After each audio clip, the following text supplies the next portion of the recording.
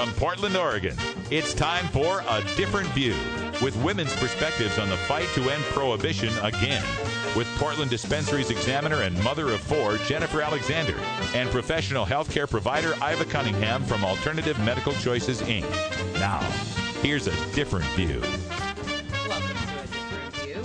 We've been out for a couple of weeks, so it's so nice to be back. No, it is kind of strange, isn't it? I feel like we've had an extended vacation. Well, yes. If there wasn't so much other stuff going on, it would have been a wonderful vacation. But yes, so tonight's show, we're going to have a couple of great guests. Well, one of them's pre-recorded, interview you did with Alexis. Alexis Wilson-Briggs from Normal Women's Alliance. We were at the High Times Cannabis Cup, which was a lot of fun, and hopefully I'll have a couple of moments to talk about that, but that was great. It kind of felt like a family reunion. I kept seeing people that I hadn't seen for a long time. John Marsh, I don't know if you know who he is. Yeah, John Marsh, Eric Johnson, a few other people. I probably don't know if they want their name on the air, but and it was great to see them. It really did feel like a family reunion. It was good to catch up. Yeah. Michelle Schumann was there. It was great.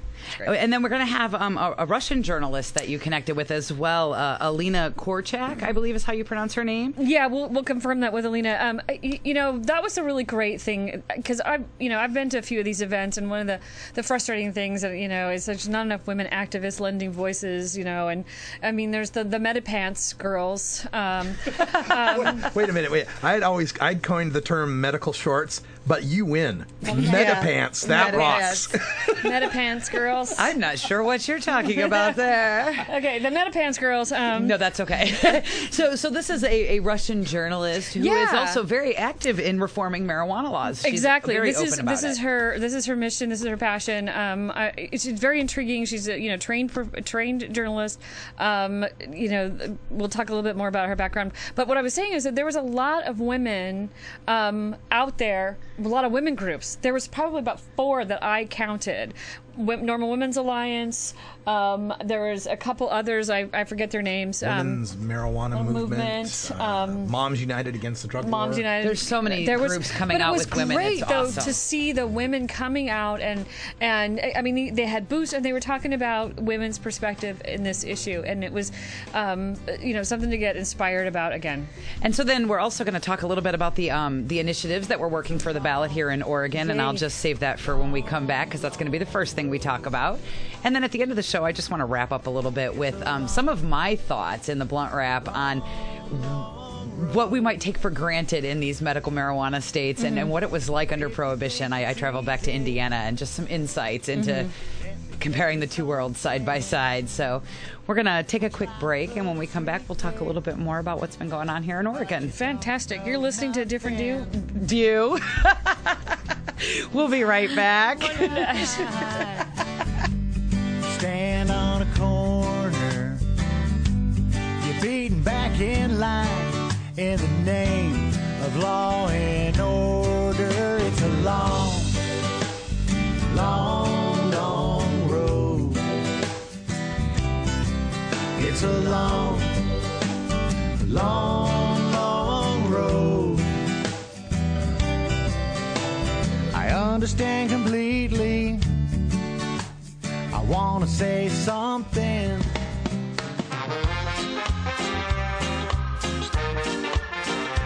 Support the Russ Belville Show. Text the word Russ to 420-420 and connect with the National Cannabis Coalition. You can also send $10 to the Russ Belville Show right from your smartphone. That's Russ to 420-420.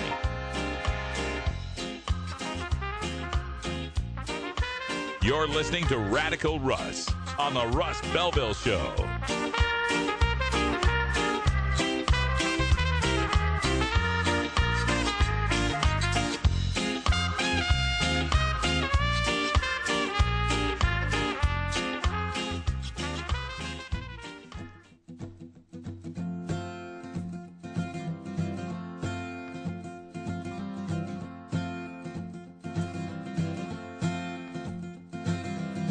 Humming to himself as he is thinking of his latest dance, juggling some number thoughts, wondering what might come next. But swears he won't ever stop unless he wants, which he surely does not. Oh, Jim, John, Jackie, and Susie Q.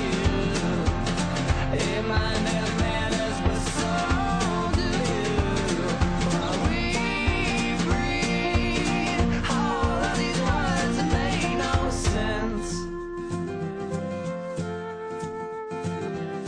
Humming to himself as he is thinking of his latest debts, juggling some number thoughts, wondering what might come next, and swears he's right. And now we're back with a different view. Oh, he's convinced. Thank you for sticking around and listening to our second segment.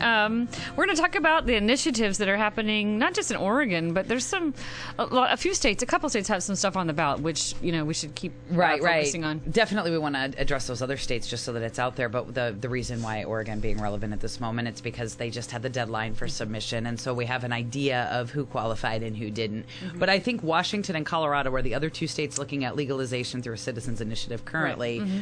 And it looks like Oregon is going to be joining them on the Oregon Cannabis Tax Act, but not on the constitutional amendment. Mixed bag there, but it is a mixed bag. I personally, at my core, feels like it should be a constitutional amendment. Be done. There's, I know that for those people who aren't comfortable with the free exchange and use of cannabis, it makes them nervous. Well, the constitutional amendment, I actually worked a little bit on both campaigns, so pretty familiar with both of them. And on the constitutional amendment, the key there is that it allowed the state to regulate. It didn't necessarily give you a right to grow acres and acres. There wasn't. I mean, it gave the state the right to put reasonable limits.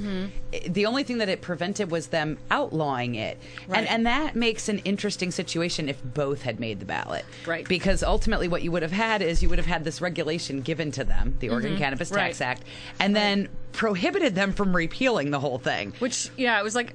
Which is really the key, because if they have to have some sort of a regulation, the Oregon Cannabis Tax Act is one of the best that I've seen. It really does address it's a great so many bill. different... Right. And for those not familiar with it, the Oregon Cannabis Tax Act is a initiative written by Paul Stanford. He's been working on it for a few years and kind of tweaked it along as he's gone, trying to create a better and better bill.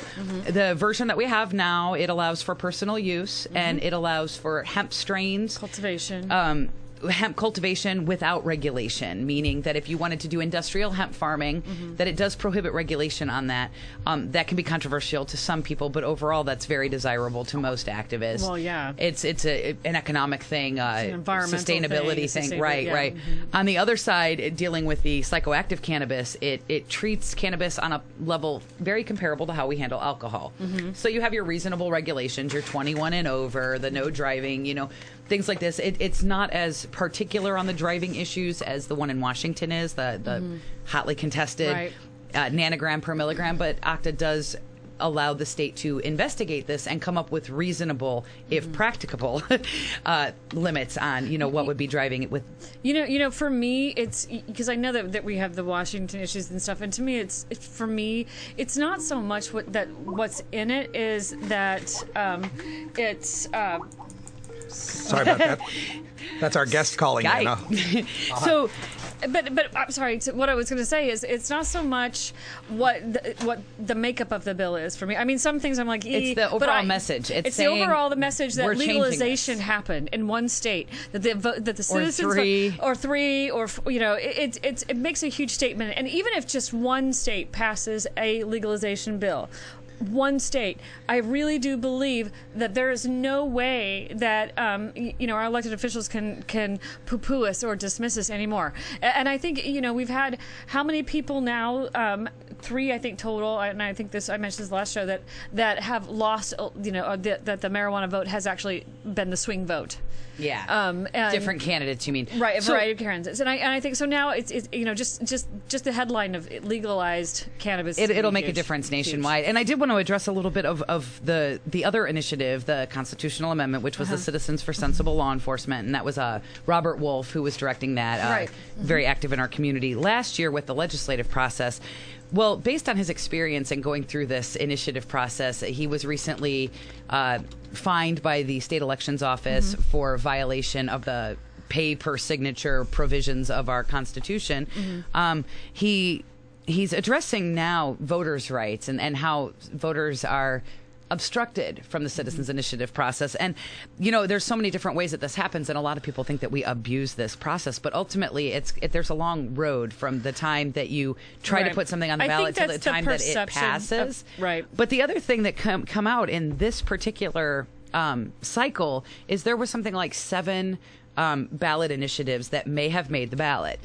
Octa spent the least amount of money at over $338,000, according to the Reuters article. I didn't go verify it myself. The least amount of money to get on the ballot was $338,000. That means people like you and me, no matter how important that issue is, we can't afford to do this. That is the obstacle. Well, the other initiatives spent millions of dollars. Well, and I think that Bob did a really good job. I don't know if you read his kind of explanation. I know some people were like, "Oh, he's just making excuses." You know what? It's really important for us to take stock of what really happened in that situation, because we can't change anything if we don't know where to start the change. We can't do anything unless we know where our mistakes were. We can't move forward. And I think he did a really good job of laying that out and explaining. But he did it in a way, and I wish that his letter was more published, like on Facebook. And I didn't see his letter yet, so I didn't. The reason why is because I think that people don't realize, like we were talking about, people don't understand just how difficult it is to get an initiative on the ballot. They don't understand the steps that it takes and how tricky it is and how easy it is to get fined. And and when we talked about the $75 fine versus the $65,000 fine. $75 being what we charge our public officials for campaigning on our tax dollars. Yeah. And $65,000 being what Citizens for Sensible Law Enforcement was fined for supposed violations of these paper signature. Right. Now, and here's the thing is, when I was working with the Oregon Cannabis Tax Act, I was managing the petitioners. Right. And just the short experience that I had with that highlighted so many contradicting laws between what you were required to do for election law and what you were required to do for labor law, that the employer is ultimately put into this bad position where you're almost assuredly violating one law or the other because there's such strict regulations on labor laws. Do you think that's why so many people give up or don't bother? I really do. I think that it's they realize that this is just complicated, too tricky, and the fine of $65,000. I mean, it's not common in our community, but I'm kind of Republican in this way. I do come from Indiana. You're not that uncommon. No. I keep telling people that. So the one thing that comes up for me is that we see that the more regulations we put into place for all the right reasons, the more obstructions we have to the actual goal that we're after, and it seems strange that we're trying to do the right thing, but instead we've just prevented ourselves from having access to something that we're supposed to have access to. Right. And that's how it is in so many different things. But this really illustrates that. It just shouldn't be this difficult to put something on the ballot. And ultimately, we all know that the corporations can just pay off a politician, which we can't do. So this is supposed to be our way in. Well, a corporation, I mean, it shouldn't can afford that $65,000 fine, right? And if you're like you and me, and we go out to petition, $65,000 might be all we've got for that initiative, right? So, and ultimately, I mean, when you say the $338,000 that Octa spent being the lowest, that's a grassroots initiative. That is, the average Joes on the street. This isn't a huge. Where do you come up with $338,000 to change these laws? This is obstructive. I wish Bob Wolf the best in attacking these problems. I mean, this is something that Oregon has had in our Constitution, our right to this citizens initiative. I think it's a good approach, though, Jennifer. I think, for those people who cannot get involved in cannabis activism, this is a legitimate way to get involved in politics where you can have an influence on that stuff in a very positive way without dipping your toe in, or feeling, connected. Because there's a lot of people who want to get involved but don't know how to get involved, and they're like, oh, I can't be out of the closet. Well, you can still do stuff from behind the scenes. There's a lot of stuff, and this is really important, not just for the cannabis movement, but for all other initiatives that we need to get on the ballot. Oregon faces tough economic challenges, just as other states, and it would be great. And I'm sorry, I'm not going to be any fans, but I think Oregon needs a sales tax. I'm sorry. I don't. I just got back from Indiana, and let me tell you, I do not miss the sales tax. Well, I mean, we could go on and on about the particulars of that, but I mean, just as an example, trying to get something on the initiative for just the general public, we're getting lost in the political system. We're getting Well, I was squeezed going to out. say, and actually, this is just sort of a funny story about being in Indiana that fits with the sales tax, but also illustrates the problem with people accessing things that are so complicated. But like this, I walked into a store and I made a small purchase, and I was like, "What is the sales tax here anyway?" Because when I had left, it was 5 cents on the dollar, 5%. And the lady looks at me and she says, "I don't know what the sales tax is, but I do know that it's 7 cents for every dollar." And I looked at her. And I smiled, and I walked out.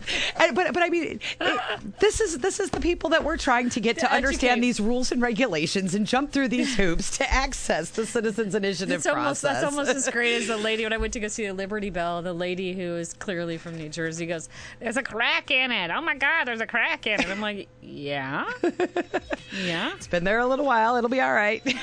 She even actually, why don't they patch it?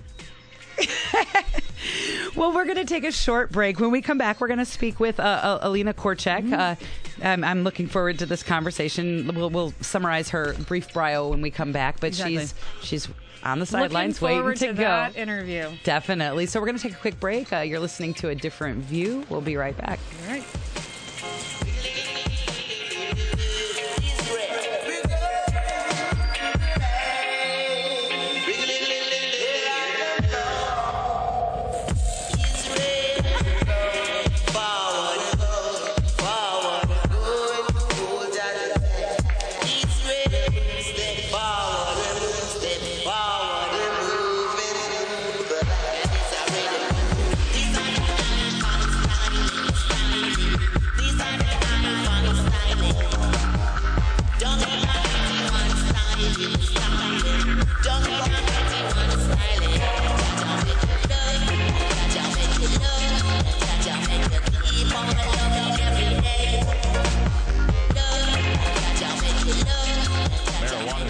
Re-legalize itself. You've got to do your part. Join the National Cannabis Coalition today at nationalcannabiscoalition.com.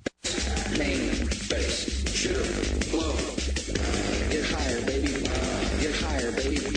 Get higher, baby. You don't have to come down. Rebase. White lines, vision, dreams, and passion going through my mind. And all the while I think of you. Pipelines, a very strange reaction for us to unwind. The more I see, the more I do. Something of a phenomenon telling your body to come along. Because white lines blow away. Blow. Rock. Blow. Kick it by white line highway. Tell all your friends they can go my way. Pay your toll, sell your soul. Pound for pound costs more than gold. The longer you stay, the more you pay. White lines go a long way. Either up your nose or to your vein. With nothing to gain except killing your brain.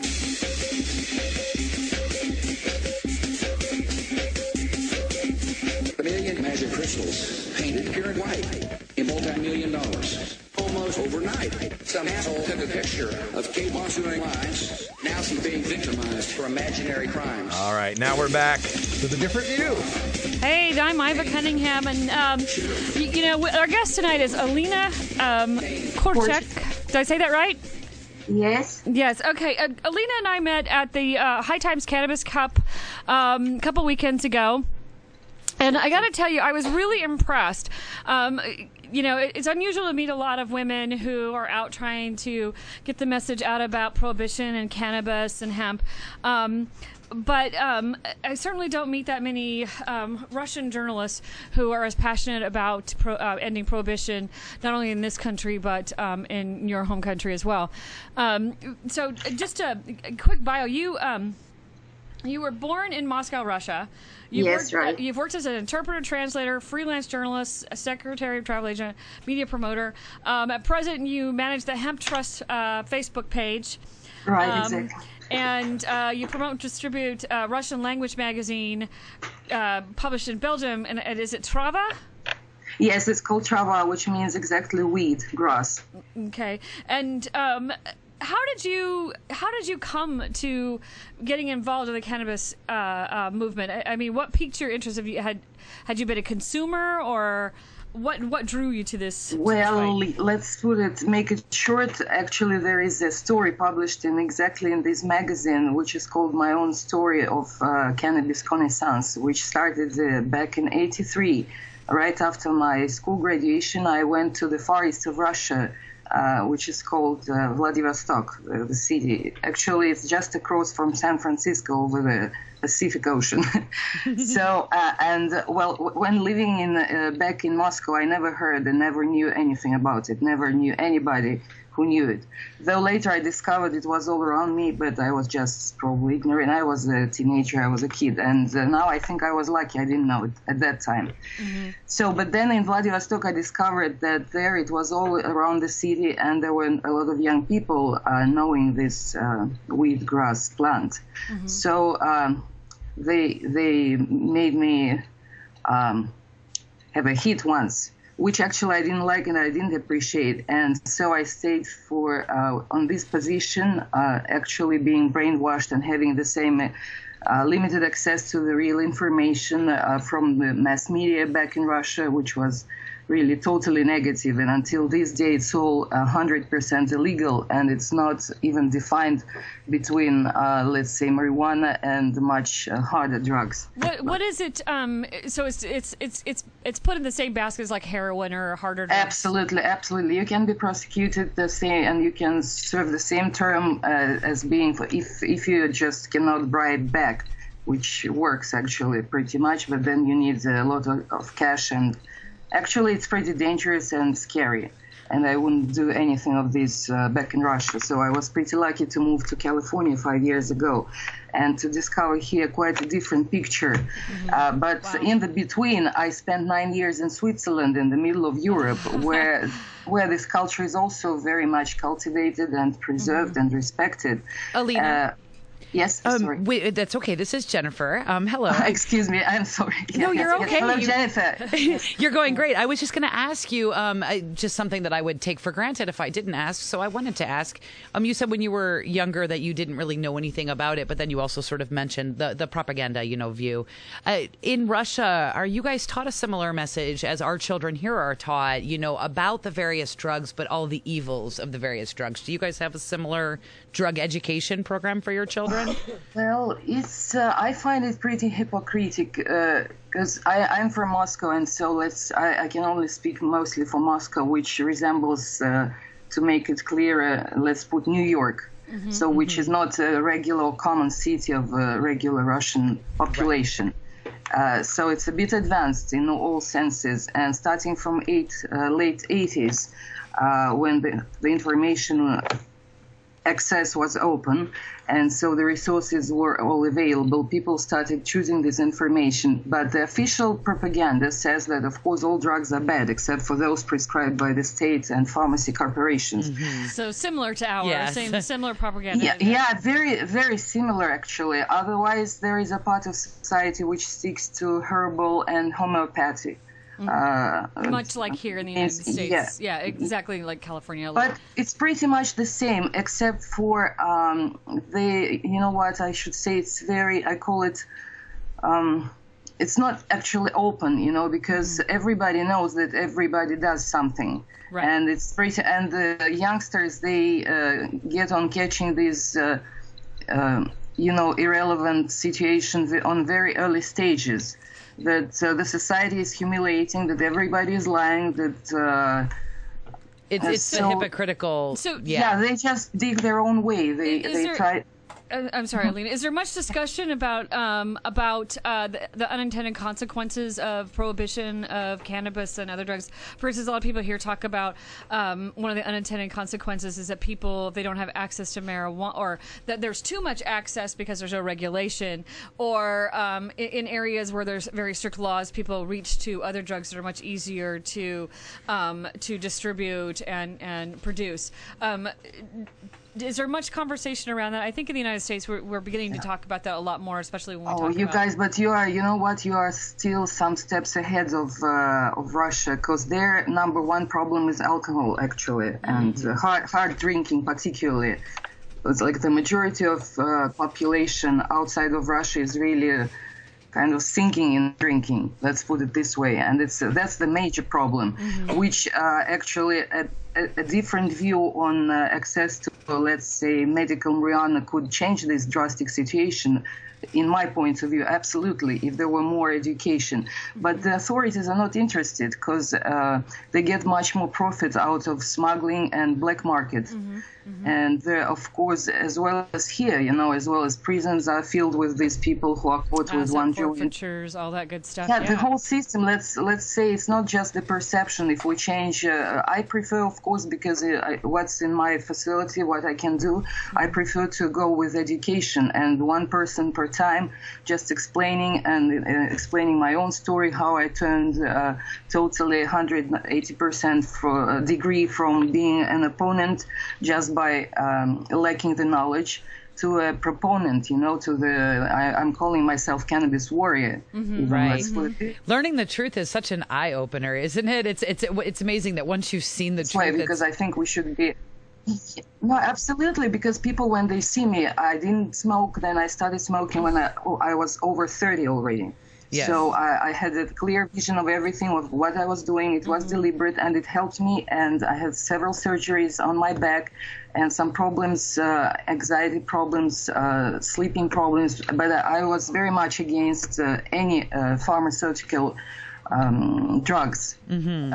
Just I grew up in a family where it wasn't that popular. We always tried something natural. Something natural if possible, to the extent if you can keep the pain. I mean. So, do you think that what do you think your influence has been back in Russia? I mean, do you feel like you've been able to? I was lucky enough to be a good reader, so my influence mainly comes from wise books, and so the thoughts of wise people. And since I started having this interest, of course, there was no access to books and information back in Russia, as I mentioned. But when I was 22, I moved to Switzerland, and so there, of course, I read and a lot of interesting information. Back in the mid of 90s in Geneva, it was very liberal. And they even made attempts to open these small shop areas where someone could purchase marijuana and read some literature and spend time with the same interest people. Although it didn't last long, but unfortunately. But I also left Geneva by that time. But I just realized, there are a lot of very sane, very educated people, and progressive people in this movement. And that it's not for nothing that this culture counts already some thousands of years, and Chinese, I think the wisest actually nation on the planet. I'm sorry, Alina. I'm not Chinese myself, but let's put it, they're the only empire which survived in the same state with the same people to our day. And they invented, powder, they invented paper, they invented a lot of things. And nowadays they're mainly producing both in Russia and the United States, the production is prohibited still, which I find very, very unwise. Yeah, absolutely. Alina, can you tell us a little bit about your magazine, and is it available in English online, or is it only available in Russian? I will gladly do this, and the site is called www.weedy.be, because it's based in Belgium. So Weedy, WEEDY.be. There you can find a very nice online version, but the magazine was intensively addressed for Russian public, because there are a lot of Russians leaving now Russia or living partially outside of Russia and all around the world. That is an excellent service. I think I was just wondering how we can become a little bit collaborated with the dialogue. I should ask the publisher, because I think we discussed with him, as now I'm representing this magazine here, it would be more than logic to make an English version as well, English language version. And I think he started doing something in this. I should check myself. I think there is a summary version in English language. I know. But it's very colorful. A lot of pictures, a lot of advertisement, a lot of information. It's a great magazine. It's a beautiful magazine. Alina, I just wanted to throw in here, too. This is Russ. I'm engineering the show, but here in Portland, we have quite a large Russian immigrant population. I'm sure a lot of other major cities do too. So how is the outreach to native Russian speakers who are here in America? Not much, but hopefully with your help, I will expand. I am actually only since 2009, I should count my history of my activity here connected with cannabis, since I attended several courses in Amsterdam University, and then I met some people in this industry and area. Then starting from 2010, I got connected with this magazine, and now I represent Russian Cannabis Media. But otherwise, before that, and majority of the people I know and hang out here, they are not into this, and I have to be very delicate, let's put it, because to some of them it's really, I shouldn't put it like shocked, but their mentality, though they move their mentality. Them. Yes. It's difficult and they're to not change. all of them, let me put, as advanced as I am. I mean, it's not a compliment, it's a fact. Well, Alina, thank you so much for coming on the show with us. We'll definitely be following your magazine, and if there is an English version or the Russian outreach, we'll try to help spread that. Thank you guys. Thanks a lot for having me on the air, and I'm looking forward to visiting you in Portland. Actually, I was planning it for this autumn to make right there together with my magazines and everything and myself. If you make it to Portland, definitely let us know. We'd love to have you in studio. That would be great. Pink Martini, my favorite group, is living there, so I should be definitely. We'll see if we can't make that happen. Alina, thank you so much. Keep up the Thanks good a lot, fight. guys. And Thank you. If anyone wants to know. Your... If anyone wants to know more about Aloina Korchak and what she's doing, Hemp Trust page on Facebook, and Trava, which is a Russian magazine. Thank you, everyone. Bye-bye. You're welcome. Alina, have a wonderful day. You're listening to A Different View. We'll be right back. All my troubles fading out now. Time to pick it up now. Things are picking up now. We can try to find a route around. All my troubles fading out now. Time to pick it up now.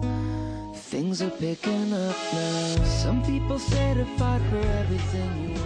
Hi, I'm Iva with Different View. I'm Alexis Wilson-Briggs from Normal Women's Alliance.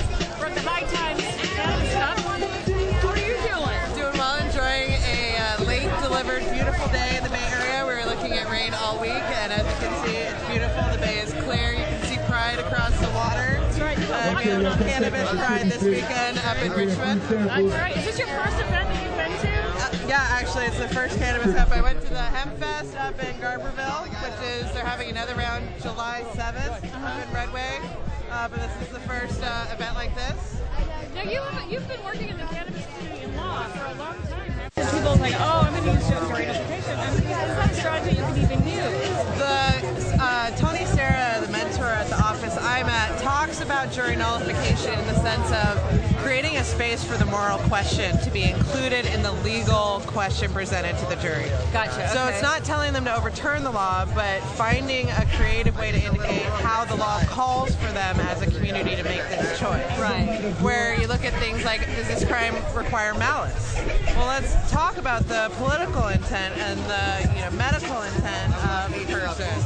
So there's certain, especially political arrests, where that can be a really useful way to get the political issue in front of the jury, where you're not asking them not to follow the law, but rather engaging them to think critically and to solicit evidence. And the trick is it has to tie to one of the elements of the crime, and that's how you work with the judge to get that evidence entered, to get that jury instruction, to really start working with the jury in that real close legal strategy set. Why do you think that jury nullification, is the idea of it, is not something that people really talk about? Why do you think that people... I mean, I know it's not a new concept, right? But it seems to be this, like, I don't know, like, some attorneys are like, yeah, and then some attorneys are like, don't talk about it. Why is that? I think there's a lot of division. It's a hard thing because we ultimately are paying respect to the system as an attorney. Even if many of us have a number of objections to individual things, we're still agreeing to the terms of practicing law in this structure. So that creates a respect for the integrity of the process, which includes a jury being asked legal questions. So I think that there's kind of a split with attorneys of kind of the renegade attorneys and the old school establishment attorneys, and there's a whole new generation now that's watching both of those and trying to find spaces where you can do both depending on the case. Certainly the Occupy cases I'm doing right now, a lot of those have mental state requirements, and it's been a really useful element to engage a jury in thinking about. The polling that some of the jury experts have been doing are finding 2/3 support for Occupy, not agreeing with their tactics, but feeling that the government's had an opportunity to fix it, but hasn't. And they want to feel as if there's a single bad apple with the law enforcement or prosecution part, and they want to see what the actual problem is and understand what the objection is and be engaged.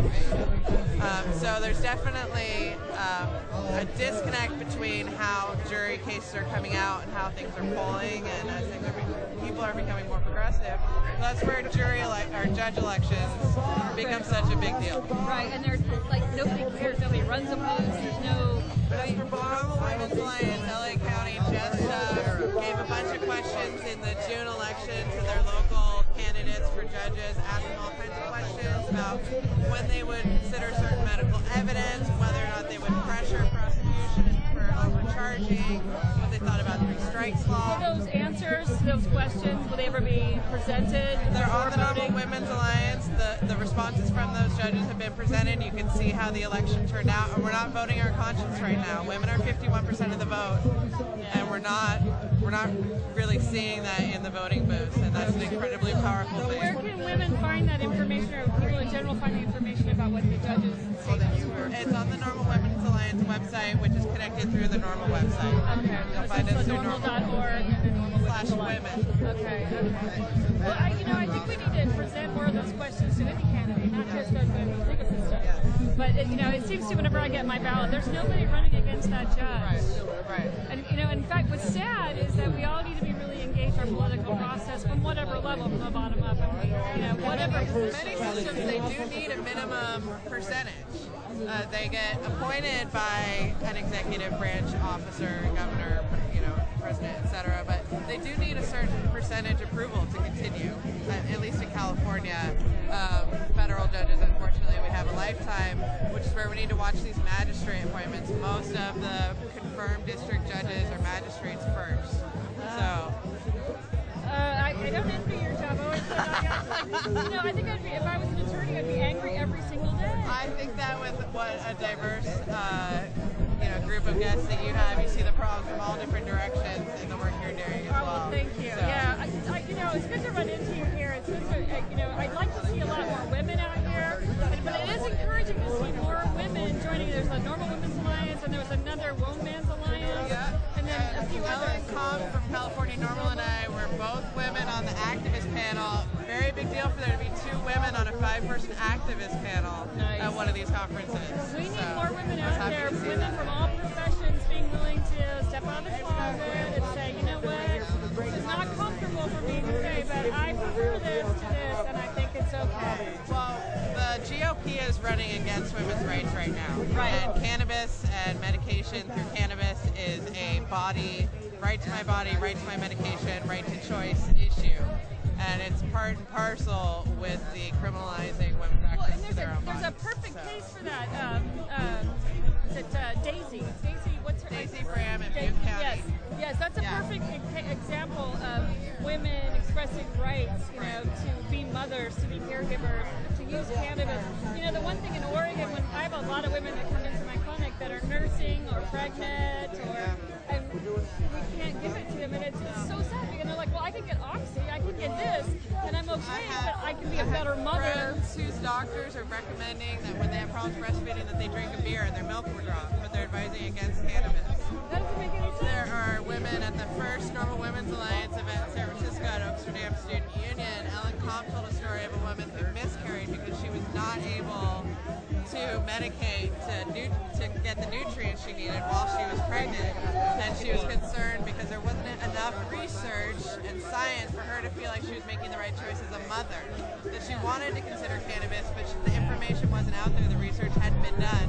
For her to know whether that's safe, we're avoiding BPHs, but we don't even know. And that also highlights, the reason why more women need to be involved in this movement is because our families are affected, our sisters, our mothers, everyone. We're losing our children, we're having our rights taken away. Women are bearing a lot of the burden, but we also, not going to discredit men, but because our voice isn't heard as much in this movement, it's going to carry a lot more impact if we can speak up. There's women from all walks of life that would prefer cannabis over alcohol. We're lagging 9% behind in the polls, women behind men, in decriminalizing marijuana. That is a very important statistic. That's the difference between 51% and 60%. 60% is when initiatives start turning over. Right. So legislative office start being voted upon in a real reflection of the population. We have good. We're lagging behind because we're just not, hearing the messages that work for us to understand it. I also think that there's also, I hear a lot from other women that, they want to, but they don't feel comfortable yet. They don't feel safe yet. It isn't safe. And they have to, embrace themselves as much. I think coming out of the closet is about as much accepting yourself as saying, I am part of this culture and it's okay. Right. And finding something to identify with, but also seeing why it's important to get involved because, I have friends that have completely stopped smoking, and some of them, really benefit from it just when their kids are of those ages where they start asking questions, and they don't want to answer the questions. That is actually the problem. And frequently when I hear people voice concerns about cannabis, it's actually not a marijuana-specific problem. Yeah. We have a hard time in this culture in general educating our kids honestly. Right. The abstinence program does not work in any sense for teenagers. No. Abstinence only causes the spread of sexually transmitted infections at a higher rate. Right. It makes safe sex a shameful thing to discuss. Right. It's far too dangerous. Right. With abstinence only, for drugs, for sex, for anything for teenagers, they're asking questions. They can tell when we're not being honest with them. We have to be honest with ourselves. Right. Which is, I'm hearing a lot of people, just like coming out of any closet, you start to realize which parts of your life you're comfortable in being out of the closet, and sometimes you start investing more in those areas because they reward you for being who you really are. Right, and there's that sense of peace of just being okay with it, not having to hide a part of your personality or your life from other people. Because there's nothing wrong with it. Right. It's part of the shame culture that women deal with across the board with body issues, image issues, child rearing. We're not working enough. We're staying at home too enough. We should be breastfeeding more. Our kids are not doing breastfeeding. Fill in the blank. So out of the closet we shall go. That's right. And I think embracing ourselves as women and being powerful. And not only getting involved in this movement, but like you said, politics and changing laws. At the basic levels to the bigger levels, but getting out there and being heard, blogging, commenting. It's a much safer world to do that now than it was, even 10 years ago. It's safer and it's a different voice than we've been hearing. Right. And there's been a couple people that have commented very intelligently, I think, that the women's voices are just different. Men themselves hear something from women differently. Right. Much like women hear speaking directly to one another. Normal Women's Alliance is starting tellmichelleo.com. Tell Michelle Obama. We're going to start getting letters and video testimonials, women speaking directly to Michelle Obama about the benefits of marijuana in their life or about the harms of the criminalization of marijuana. That's tellmichelleo.com. It's in conjunction with West Coast Leaf and hopefully Cannabis Consumers Campaign. We're starting to build an alliance to try to start getting women's testimonials, women and people who love women's issues. I think it's great. I've felt for a long time that we've had this voice, but we're not really been able to find a place to express it. And I'm hoping that with the Normal Women's Alliance, other women's groups out there, certainly the different view, trying to give a platform to women's voices in the movement, because we have a lot at stake here too, and not just with the legal ramifications of your children, but like our environment, our children's future, having honest conversations about what drugs are safe, and because every one of us is going to find some vice that we get involved in. There's women experts involved in every facet of the cannabis movement right now. So Normal Women's Alliance is really trying to get some intercommunication, to really get some connectivity within the cannabis movement, where we're communicating directly, figuring out where we're duplicating our work, clearing out what barriers to our messages people are finding as other experts. Well, if you don't ask those questions, like what do you need? What do you need for us to do? What platform do you need? Where do you want us to go? What are these issues that are important to you? It's just a chirp, and it gets missed. And I'm so grateful that there's more and more women from, like you said, different levels. Steph Scherer does great work with Americans for Safe Access on keeping updates. Ellen Comp is Deputy Director of California Normal, gives us updates all the time. You, of course, doing great work up there. And Madeline's up in Portland as well. So there are women that have been doing all of this work and have all this knowledge for us because they've been seeing where all the barriers are from so many different directions. And a lot of them have made the path for us to be able to go in safely. They've tested the waters for us.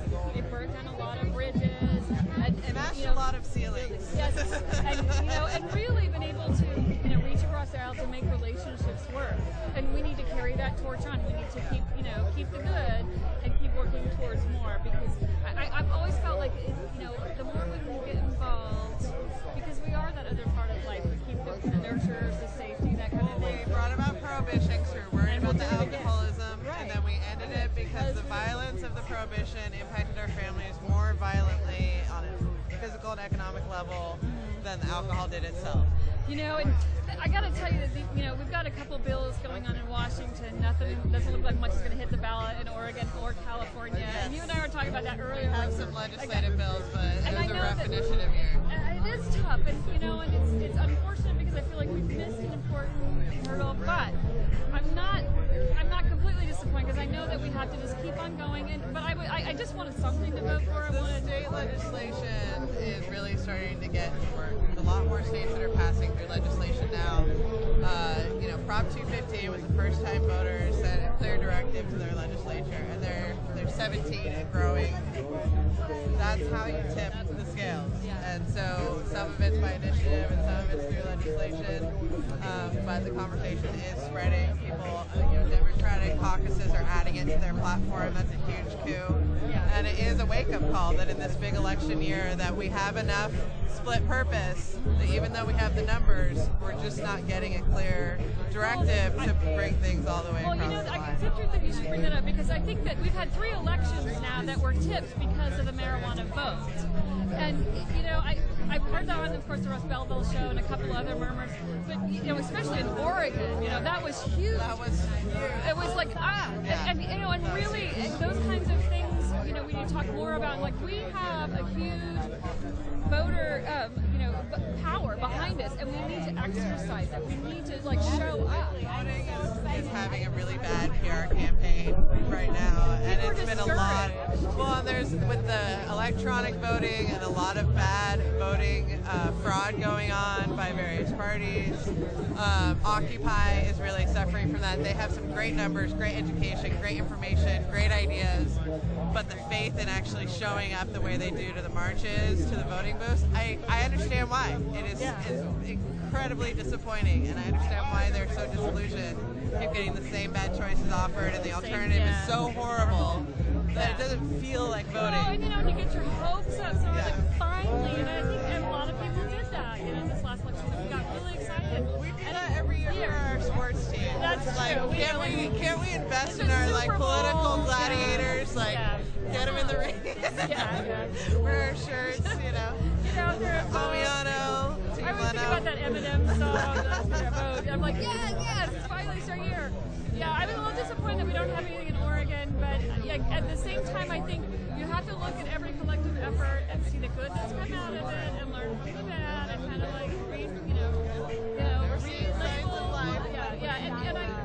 I think just the fact that we've managed to win 3 elections, that were swayed directly because of the marijuana voters. Colorado for Obama is going to be a critical issue, yes. And especially because there are partial alternatives that are better on the drug war issue, but have other serious threats to other social systems.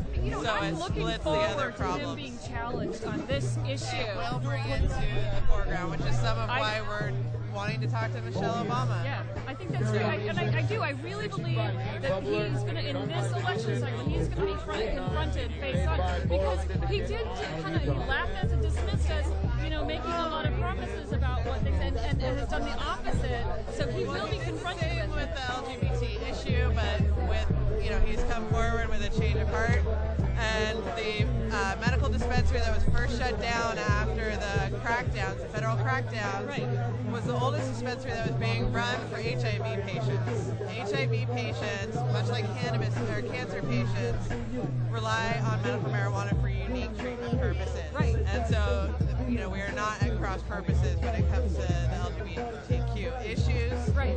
And hopefully it will be something that he has to face squarely, just like the, LGBTQ community got to recently. And even if you're not great using progress. cannabis for medicine, it seems the most compassionate thing to me is to not keep locking people up for something that doesn't hurt anyone in the first place, and that has this huge industry opportunity. When you're not reintroducing anything, there isn't anything that's being introduced as a new industry, and I do feel like this is the next gold rush of our generation, and it is. I mean, there's so much here that has nothing to do with selling cannabis or consuming cannabis. So all the other ancillary industry is being built off of this one industry, and maybe you don't like the subculture, but you know what? There's a lot of subcultures, even in alcohol and oxymoron. Even the subculture has a certain amount of fear. Part of the subculture is a feeling of being an outlaw and a revolutionary. And so that's always going to run counter-purpose to our goal of normalizing and decriminalizing, the use and destigmatizing it. That's part of what some of the subculture really embraces, in the sense of, doing it anyway. Right, you're doing it anyway. Yeah.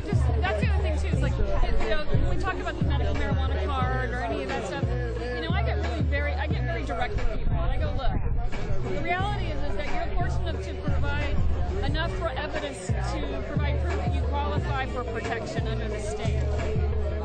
If you have a medical need and it doesn't fit the descriptions, you can go get it anywhere you want to. But this is just an opportunity for you to get some extra state protection.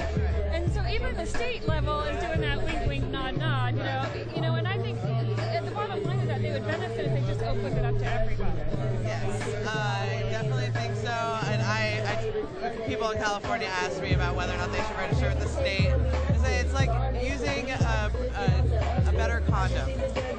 You need to protect yourself when you're putting yourself at risk or engaging in risky behavior in any number of ways. So, not drinking while you are on any sort of inebriant and use of condoms, which is again where the abstinence-only problems start coming up. Exactly. Because if you talk about being safe and asking questions, and you start crossing over about our bodies, you're also going to have an honest conversation about that.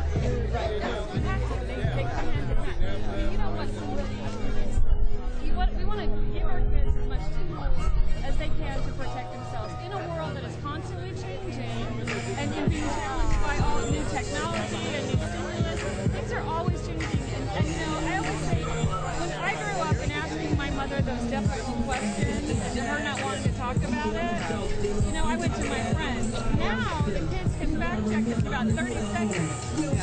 So there is no room. You don't get away from lying. Right. There's no more opportunity to not have that conversation, because you will have to have that conversation. Well, and more importantly, they are going to see things. Kids are in abstinence-only education systems. They're learning about sex from pornography. Right. So the same thing happens with drugs. You want them to just see Scarface and think that cocaine is just a party drug like alcohol. Exactly. That's the problem. You need to also be supplementing and be like, there's a broad range of substances. There's a lot of distinctions. Right. Think about it. And instead of vilifying one over the other, have that real conversation about, well, you know what? This drug is used for this. Sometimes it's the effect. Sometimes all of and everything is addictive. We all know that. Well, in Denmark, we don't even have a word for addiction. They talk about it as dependency problems. Yeah. They don't really conceptualize it as a disease. We all have dependency problems that negatively impact our lives for a broad range of items. And that should be the focus of treatment, and not on well, that should be the focus of discussing with children. There's a wide range of risky behavior. And anything you do, if you become compulsive about it,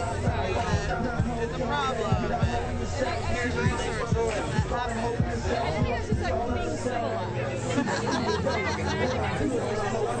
a civilized way of approaching this issue, especially prohibition. Medicated out there. Anybody medicated? Health issue. And that's a big looks like we're gonna get out. I think so. Get connected. That's okay. Seems to be out manning us. Thanks for having me. Great to see you. Good to see you. It's a great interview. Thank you.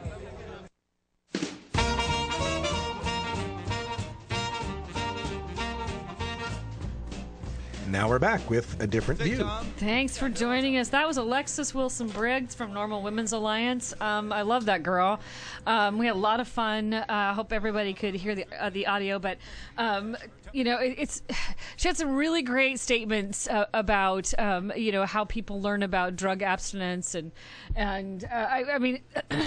That's what I love about Alexis. She can draw some real world pictures as far as comparisons and stuff. She's a great girl. We're only going to have a couple minutes left of the show, so I just wanted to throw out a really quick blunt rant. Please do. And just I went to Indiana, where my family is from, where we're from. We've been here about 9 years now, but I went home for about a week to visit family and get some stuff done. And so while I was there, it was just kind of a wake up call, comparing what we experience here in Oregon, a medical marijuana state that's had decriminalization since the 70s, and we're actively pursuing the legalization to get on the ballot this year, where we're going to actually be voting on whether or not we treat marijuana like alcohol. And to go back to Indiana, okay, so for those that don't know, at least here in Portland, the Port of Portland has issued a statement basically saying that you can fly with your marijuana, that because you're legal in the state and you're flying out from the state, if you're a medical marijuana patient, they'll allow you to travel with your legal amount. So various patients have traveled, and I took a very little bit with me, mostly because I couldn't believe that it could be done. And that was an experience in and of itself. And so I just walked right through, no problems, no questions asked, didn't even have to show my car, which... Go TSA. I know. It's needless to say, but it's like, okay. Yeah. So thankfully, all I had in there was a little bit of bud. But needless to say, when I got to Indiana, I didn't think too much about where to smoke it. I knew plenty of people who smoked pot, and I think everybody I know pretty much smokes pot, and they all know that I'm a cannabis activist, that I use marijuana. Mm-hmm. It's not a big secret. Wearing my pot shirts the whole time I was there, everybody knew. Still couldn't find a damn place to smoke a joint. That's a bonus of being an activist, by the way. Free T-shirts. Yeah. All of my T-shirts were free. But needless to say, I couldn't find any place to smoke it. I was staying with my parents, and I wasn't going to smoke in their house. I mean, they of course know that I use cannabis, but it's illegal in Indiana, and I wouldn't want to put them in that uncomfortable position. There's just so many different little things that just taking it for granted here, that I can just kick back in my house and smoke up a joint. I just kind of want to remind everybody here in Oregon, it's not like that everywhere. Don't forget legal, but that. It's not like that when everywhere. we get to the ballot, we're talking about real change here. This isn't just about what we have here. Exactly. It's about the whole country. And like you were saying earlier, it's that message just that we legalized. We have a lot of power in our vote, and it's encouraging. Just like the gay and lesbian movement, they are starting to validate or recognize that we have some power in that vote, and I'm really like. Well, and just one more quick thing before we have to close out here. I noted this to you guys during the break, but in the Reuters article about Oregon likely to put pot legalization to voters, proponents say, this was the article that came out saying that ACTA has likely made the ballot. They quoted Sheriff John Trumbo, and for those that don't know Sheriff John Trumbo, he was the backer of Initiative 32, which was meant to overthrow the medical marijuana program in Oregon and replace it with taxpayer-subsidized Marinol for certain people. It was going to be expensive. It was ridiculous. It was all about the propaganda of just the smoked marijuana is not medicine. But he's quoted in this article, and this is just proof that we're winning. It is. He says, Trumbo said he was not against medical marijuana when properly prescribed for genuinely ill patients suffering from ailments such as glaucoma or cancer. But if marijuana legalization ultimately is certified for the ballot, the fight is on as far as I'm concerned, he says. Now, I spoke with him back in 2010, and he told me every medical marijuana patient was a scammer and just trying to get high. So the fact that when they go out into the media, they're afraid to be so reefer mad tells you something about their position. It's not sustainable. You can't defend it. No. And they know it. Right. And they know it. They know that it. means we're winning. Right, exactly. And there's always that like blowback that we get, and that's there's some nervous people out there, and I'm happy. So in 2012, you've got 3 different states to vote for legalization. That's Washington, Colorado, and Oregon. You're listening to A Different View every Monday night at 8 p.m. at National Cannabis Radio. That's ncr420.com. And we'll look forward to seeing you next Monday with more news and information. All right. You're listening to A Different View. Out.